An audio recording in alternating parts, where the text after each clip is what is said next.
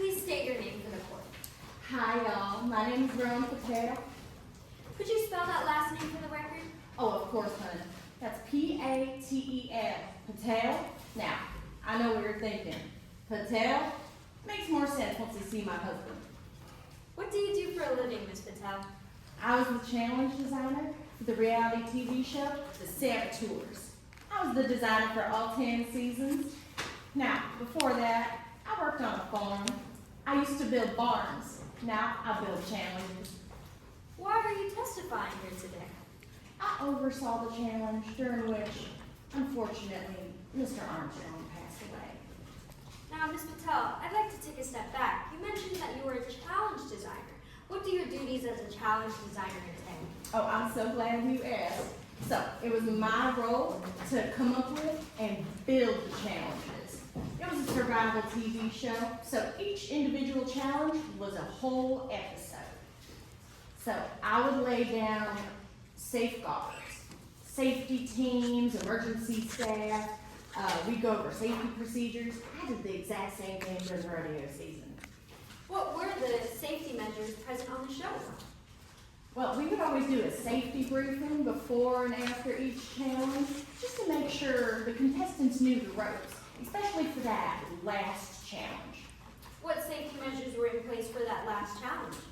Now, for that last challenge is a diving challenge, and so that could be a little dangerous. So I gathered all the contestants up, and I would instruct them, if anything were to go wrong underwater, to hold up a big old X with their arms, just like this. Now, that's when the safety divers would swoop on in and get them to safety. Well, how would you see if they were holding an X up underwater? We had those fancy underwater cameras. We had about 60 of them on set. Once a diver were to see that X showing up, they would swoop right in, grab the contestant, and haul them out lickety-split. And how would you keep track of when these safety briefings would happen? Oh, I'm very organized. So I made a production schedule that would lay out what would happen before and after each challenge.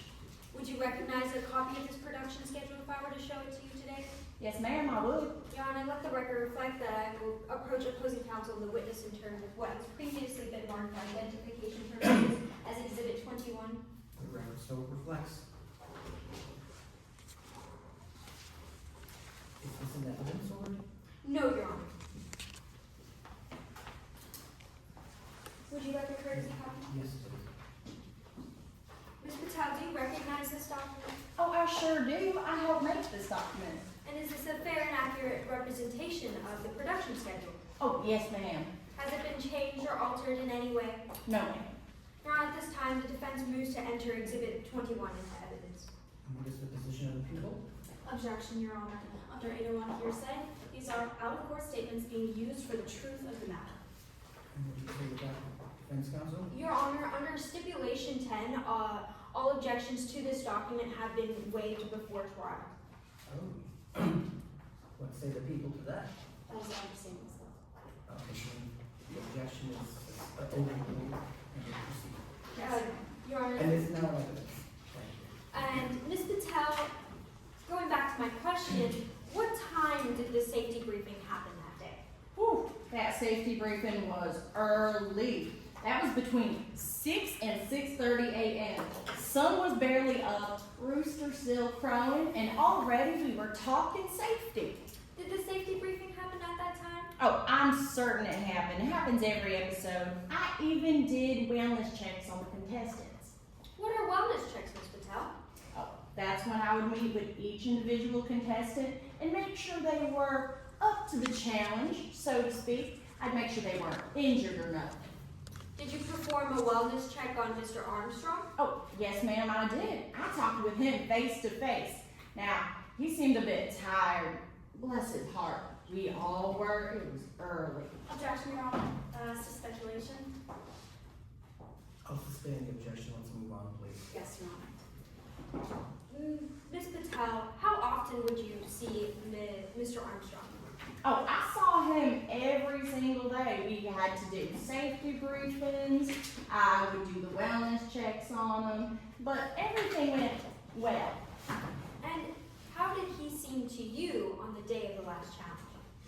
on the day of the last challenge, he just seemed tired, but it Do I was have your okay. objection to speculation?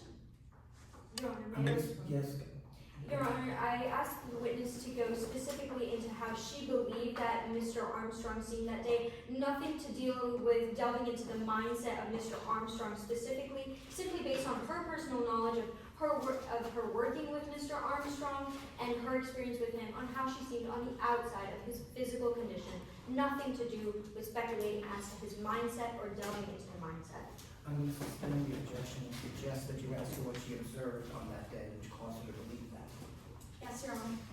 What did you observe the day that you did the wellness check? Well, it was real early, and he said to me that he was not getting that much sleep, but he gave me the good to go that Objection, it was Your Honor, okay. to hearsay. Sustain that. Please listen to the question. Thank you. How did Mr. Armstrong seem that day? Well, again, he just seemed exhausted, but he told me that he was good to go for that day's challenge. Now, I'd like to talk to you about that day's challenge.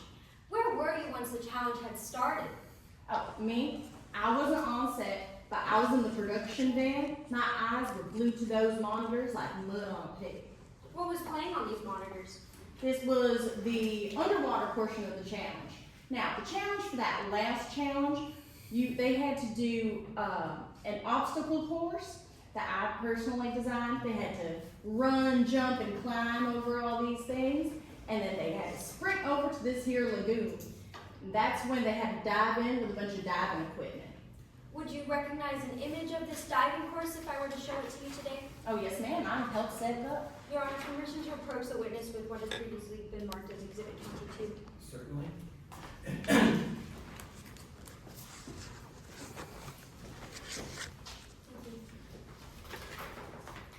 Your Honor, would you like a courtesy copy? Yes, please.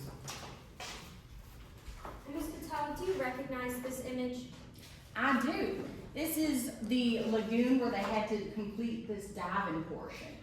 Is this a fair and accurate copy of this image? Oh, yes, ma'am. Has it been changed or altered in any way? No, ma'am. Your Honor, at this time, the defense moves to enter Exhibit 22 into evidence. And what is the position of the No people? objections, Your Honor. It's accepted into evidence without objection from the people. Your Honor, permission to set up a enlarged image of Exhibit 22 in the well for demonstrative purposes? Where do you propose to put it? Right here, Your Honor. In the middle. Okay. If anyone from these people have to move themselves for better seeing, please feel free to do that. Thank you, Your Honor. And so can counsel for the defense if you decide to see what's going on. Yes, Your Honor. Now, Ms. Patel, permission for the witness to step down and make use Sure. of the demonstrative. Ms. Patel, are you right-handed or left? Oh, I'm right-handed. Okay, you're gonna have to stay on this side. And what did you notice on the video footage? Well, so all the contestants had to start right here, at the very top. They had to dive on in. Specifically for Rob Armstrong, he dove right in and he made his way to the first anchor to untie his ring.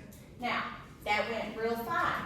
Then he moves on to this second here anchor over here. And that went fine as well. Now, over here on the third anchor, he seemed like he was cutting through the water real smooth. By this fourth anchor, that's when I started noticing some issues. What did you notice? Well, over here at that fourth anchor, he started breathing real hard. And it seemed like he was slowing down with his movements. Kind of like a tractor bogged down in the mud. Was Mr. Armstrong able to untie this fourth ring? Oh, no ma'am, he was not. At that time, he started swimming upwards, completely giving up on that fourth ring. And then he just kind of floated there for a minute, and then he seemed really out of sorts. What happened next, Ms. Patel? Well, he started thrashing around in the water, and he was looking disoriented in multiple directions. He started grasping at his mask, and eventually he ripped his mask off completely. Thank you, Mr. Patel. You may resume your stand. During this entire time, did Mr. Armstrong ever make that safety signal? no ma'am, he never made the safety signal. If he had, the divers should have gone in right away. Who was responsible for sending in the divers? Oh, that wasn't my job, that was someone else on the production crew. And did the divers ever go in, Miss Patel? Not until the very end. I didn't know where they were, or why they didn't go in any sooner. Something clearly went wrong in the system. No further questions, Your Honor. I pass the witness. Thank you very much. Any cross-examination? Yes, Your Honor.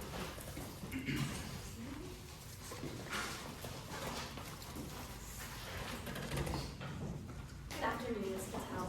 I just want to begin by kind of clarifying a few things. Of course. So your role as challenge designer, you focused on the safety of it all. Well, that was one of my jobs, yes. I also helped write the rules for the game, and I really just helped out overall. So with safety, you could say. In Yeah. short.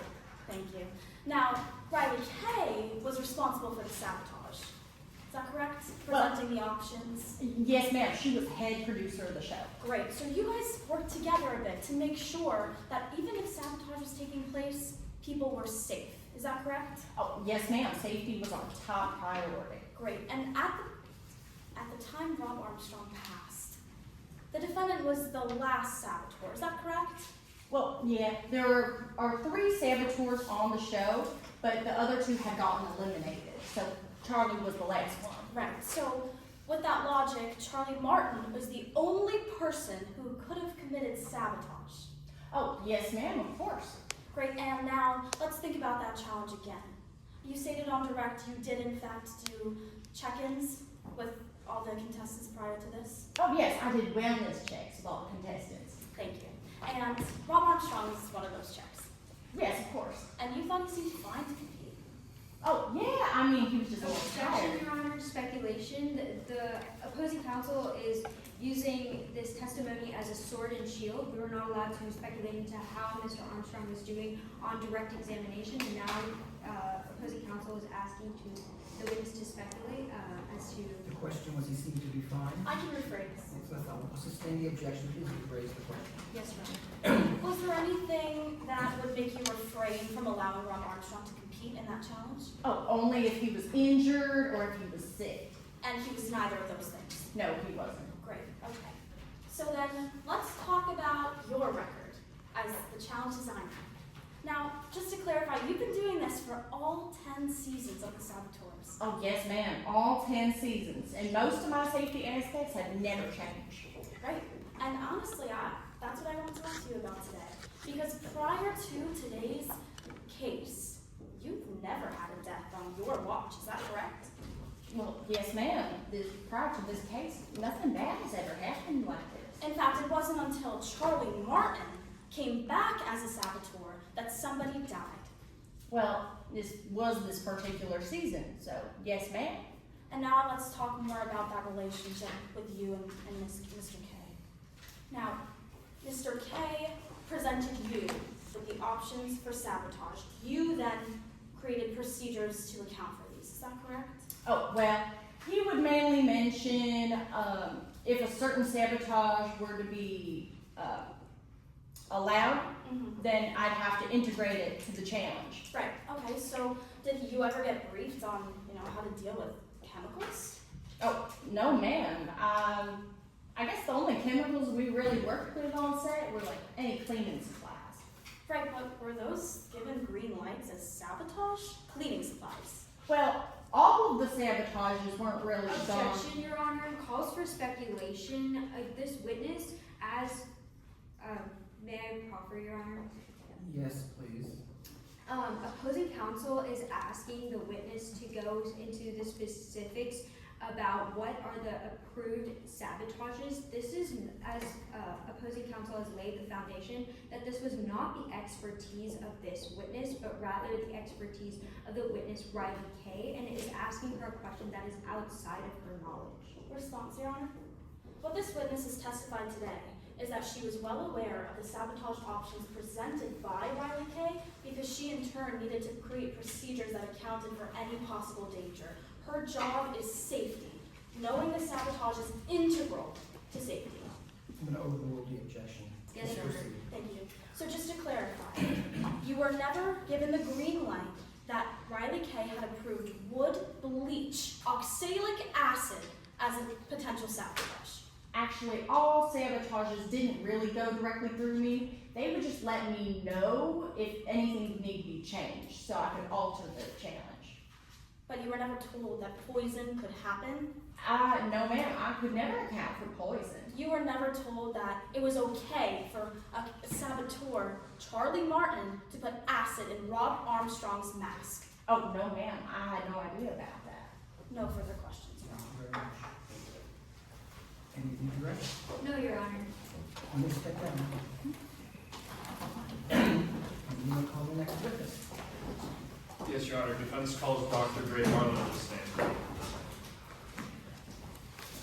Hi, Dr. Marlowe, please state your witness.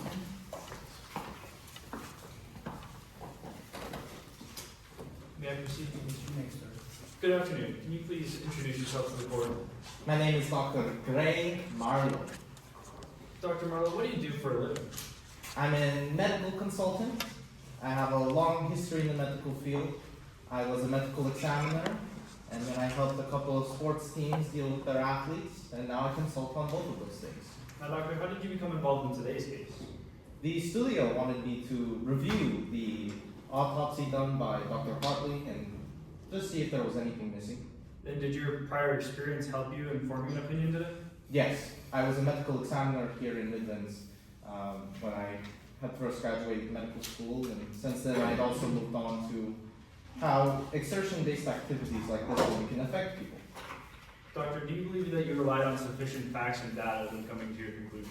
Yes, I had access to the body, I was given the full autopsy report from the state, the toxicological report from the state, really just this big stack of papers as well as a chance to authenticate what the body was like. Doctor, what method did you use when coming to your conclusion? At first it was just a document review. They had given me the case file, I read everything. Further I went to the research, and then I came to my conclusion. Now, did you rely to apply this review method and your research and conclusion method to the facts of today's case? Of course, it was not too much of a challenge with so much information to go off of. Now, Doctor, how will your testimony better help the jury understand the facts of today? I believe that there is some confusion as to the cause of death in this case, and I'm here to shed the light. Well, what do you believe this confusion is, Doctor? Well, there is a basic fact of the drowning and the hypoxia leading to that, but the cause of that drowning still remains to be seen. Now, you just mentioned the word hypoxia for those of us in the jury and for me that didn't go to medical school. Can you define that for us? Lacking air, lacking oxygen, when you can't breathe underwater or really anywhere, when you start having problems processing or using your muscles, things like that. And is this what you and Dr. Hartley disagree on or are confused on? No, the hypoxia is a quite simple accepted fact in the case. When you can't breathe underwater for 15 minutes, there's no question, you were not getting air. Now, what is the confusion that you believe is between you and Dr. Hartley? Well, Dr. Hartley, as I reviewed her conclusion and her autopsy, believes that it was some sort of chemical poisoning. But to me, the facts were a little more gray. There was some wiggle room on what may have caused the hypoxia. Now, Doctor, you mentioned chemical poisoning. What chemical did she believe this was? It was oxalic acid. It's a cleaner bleach. And to sort of compare and contrast where we disagree, I made a demonstrative for the court so we can see. Will this demonstrative better help the jury understand the facts of today and the difference in contrast? Yes, it's a Venn diagram directly to compare the conclusions and see what is more accurate. At this time, Your Honor, permission to set up a demonstrative aid to help the jury better understand the facts of. What say the people? No objection to the setting up of the demonstrative, but I would like to know that, Absolutely. yes, Your Honor. Reposition yourself to the seat.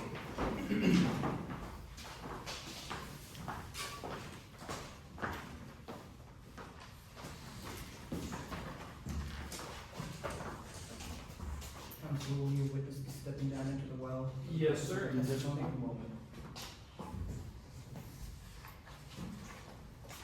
At this time, Your Honor, moving that back a little bit. Thank you, counsel. You have permission for the witness to step down and make use of this demonstrative. Please. Now, Doctor, are you right or left-handed? I write with the right. Alright, I'll have you stand over. Oh, sorry. I'm on the wrong side. There you go. Now, doctor, what signs were you able to find attributing this to oxalic acid poisoning? Well, first I reviewed the state's conclusion about the acid, and I was able to find that there was presence of the poison. However, upon further analysis, it was a non-lethal amount. Objection, Your Honor. At this time to 702, specifically prong A, if I may be heard. Sure. Your Honor, this witness is eliciting expert testimony, which they do not have the authority to do. Specifically, prong A states that they must have the sufficient knowledge to make these conclusions. As we have heard, Dr. Marlowe is a sports physician and they specialize in exhaustion, but to make any conclusions regarding the amount of oxalic acid would be improper. Response, Your Honor. Mm-hmm. As it is already on the record during testimony today through Dr. Hartley, and his CV is also entered into the record, he has conducted over 1,200 autopsies, and Dr. Hartley has testified to knowledge of his fellowship in forensic pathology and his research in the grounds of forensic pathology. And if I may turn the court's attention to case law. That's not necessary. I'm going to overrule the objection and do a cross-examination. Yes, Your Honor. Yes, Your Honor. Appreciate it. Now, doctor, what were you able to find regarding overexertion? Well, this one I have to look a little bit closer as to what was actually being experienced at that time. I was given a copy of an obstacle course. An obstacle course that had to be completed prior to the dive, leading me to believe that Rob Armstrong may have been overexerted by the time he dove in. Would you recognize a copy of this obstacle course, doctor? Yes, of course. Let the record reflect I'm approaching opposing counsel and the witness in turn with what has been remarked for identification purposes as a good point. Would you like to produce a copy? Now, doctor, is this that same obstacle course? Yes, it is. Has it been changed or altered in any way? No, this is the same one I reviewed. And is it a true and accurate photo of this document, is this a true and accurate photo diagram of this obstacle course? Yes, it matches with the footage I was able to review as well. At this time, Your Honor, defense moves to enter Exhibit 20 into evidence. And the state has no objection, Your Honor. It's executive evidence then. Now, doctor, what did this obstacle course tell you? Well, it told me what the competitor had to go through. They had to walk through balance beams, get up over rope walls, and balance through the mud again, simply to take a 30-foot dive. At this point, overexertion did become a concern for me. Doctor, were you able to find anything else regarding overexertion? Yes, simply the footage review. It did not make sense unless you account for the overexertion. See, overexertion happens over time, while poison is fast. And as you can see in the footage review, this tragic incident happened over 15 long minutes, leading me to believe that there was an overexertion and a mental fog that came with that. Now, doctor, there's an overlapping part of this Venn diagram. What can you tell us about that area? Was there anything that could be attributed to either? Yes, all of these things came to the same heading here on the death, being the hypoxia. The lack of oxygen, for a better word? Yes, there was a lack of oxygen caused by either the acid or the overexertion that led to a mental fog. As you can see in the footage review, over 15 minutes, his decisions get worse, eventually swimming in circles and sadly drowning.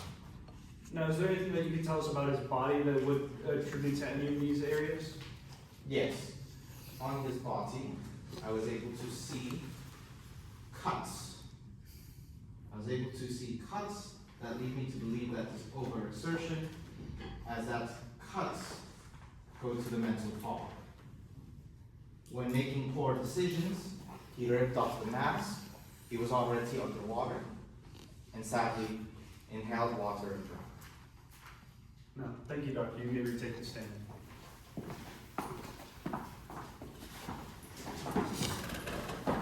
Now, doctor, after going over and through your review, what were you able to conclude regarding the death of Rob Armstrong? That the facts here were not so clear as the state thought it was. there is room for many causes of death, a strong one of which being overexertion. Thank you, doctor. No further questions. May I preserve the demonstrative for closing? Counsel, will you be using it on your cross? Can you leave it up, counsel? Yes.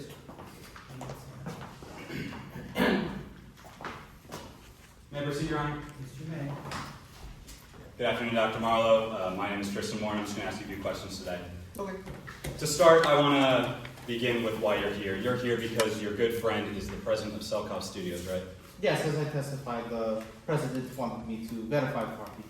And they even offered you your own reality TV show, right? They offered for me to star in one related to the sports thing just because I work with Olympians at the time, so my expertise is valuable. Sadly, after Mr. Armstrong's death, you were made aware that you wouldn't get your TV show. Yes, but it's no problem. When you're making Olympian money, those sorts of things just happen. Well, specifically, you were made aware that unless Selkoff Studios is acquitted of responsibility in this trial, you won't get that TV show. Yes, and as I said, it's okay. We say it's okay, but you would agree that you really want this TV show to get off the ground running. Yes, I love helping the kids. I love helping them learn about these vital things and how they can avoid injuries. Sure, Dr. Marlowe, I want to move to your evaluation on today's case because you actually agree with a lot of what Dr. Hartley concluded. Yes, there are some basic facts that are more scientific. I want to start, you agree that Dr. Hartley is a well-respected forensic pathologist, right? Yes, they are generally considered as such. Not generally, you say that they are well-respected forensic pathologists. Well, when they're the medical examiner in your county, right? Exactly. Furthermore, you have no reason to doubt that Dr. Hartley used the most standard and up-to-date methods when performing Mr. Armstrong's autopsy. Yes, I was able to review the autopsy, and as a matter of procedure, nothing went wrong. Furthermore, you have no reason to doubt that he used the most standard and up-to-date methods for the toxicological test he reviewed. Yes, again, the procedure looked up to code. Like Dr. Hartley, you found an elevated level of oxalic acid in Mr. Armstrong's trachea and bronchi. Yes, higher than normal, but non-lethal. And the only explanation of this elevated level is the inhalation of oxalic acid. That's what you note in your expert report. Yes, a non-lethal. You say it's a non-lethal amount, we'll get to that later, but you did find an elevated level in his trachea and bronchi. As compared to a normal person, but again, non-lethal. And not only did you find this elevated level, but you agree with Dr. Hartley that it was an elevated level that is well beyond the acceptable range that can safely be within human body tissue. From a normal person, but again, non-lethal. It was less. Is Mr. Armstrong not a normal person? I did not say that. So, a normal person having this amount of oxalic acid in his body is at a dangerous level where it's elevated to that level. I believe there's a misunderstanding. I was talking about higher than normal levels. So there were higher than normal levels in Mr. Armstrong's body. Yes, they were just not to a lethal amount. I'd like to move on to other agreements because you actually replicated Dr. Hartley's blood panel, didn't you? Yes, again, I verified the findings. And you found the exact same conclusions as Dr. Hartley. Yes, the science looked up to stuff. And you would recognize that blood panel if I were to show it to you? Yes. Let the record reflect I'm approaching opposing counsel and the witness in turn, what I believe has already been entered into evidence as Exhibit 4. Your Honor, has a courtesy copy, I believe? If not, I have another. Exhibit 4? Yeah, I have it. Okay. And Dr. Marlowe, I'd like you to turn to the second page of that document. If you would please. Looking at this, you note that, you see it? Yes. Looking at this, you note that there's an elevated level of oxalic acid in the oromococcia, the trachea, the bronchi, and the kidney, right? Yes. In fact, you found an elevated level well beyond the acceptable range that can be within human body tissue in every single sample that you tested in Mr. Armstrong. Objection as to asked and answered, Your Honor. May I be heard? The witness has already stated that he found elevated levels, but they were not a lethal amount. Simply putting the toxicology report in front of him and asking the same question again will not yield any different results, Your Honor. Very brief response, Your Honor. I'm asking specifically about the distribution within the tissue. Overall, I asked the overall distribution in a previous question. I'm going to overrule the objection since this is cross, it would give you much more latitude than I would otherwise do, so but please let's move on. Yes, Your Honor. Yes, Your Honor. Specifically, in the kidneys, you found 6 times the reference range up here that can safely be within Mr. Armstrong, right? I found crystals. I was concerned with kidney stones, yes. I'll get to those kidney stones, but that's a yes to my question. It was 6 times the reference range. 6 times more crystals, yes. Furthermore, you found 8 times the amount that can safely be within the bronchi. safely be there is a level of what a normal person may have in their body. So yes, it was 8 times more